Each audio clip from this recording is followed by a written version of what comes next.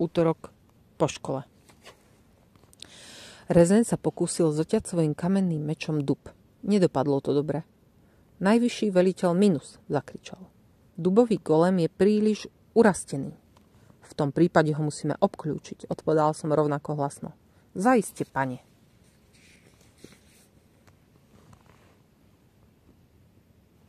Niekto sa nám tu prechádza so psom. No. V skutočnosti sme stáli vedľa seba a vôbec sme nemuseli kričať. Ale robili sme to preto, že to bola väčšia zábava.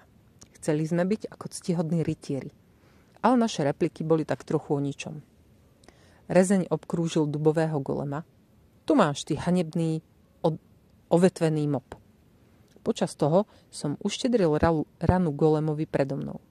Máte pravdu, veliteľ Rezeň. Kôra toho golema vyzerá ako zbroj zo začarovaného podložia. Možno budeme musieť použiť mágiu. Rezeň vytiahol vedro vody zo svojich zásob. Mráz 2. A hodil ho tesne vedľa golema. Skvelé, povedal som. Teraz má zamrznuté nohy. Nemôžem sa ani pohnúť.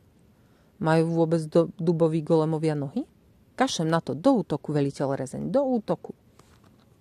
Za mnou, pane. Začali sme z oboch strán ťať do stromu našimi mečmi. Hrn, nikdy nedobijete našu dedinu. My sme čarodejníci a bojovníci, ty olistené poleno.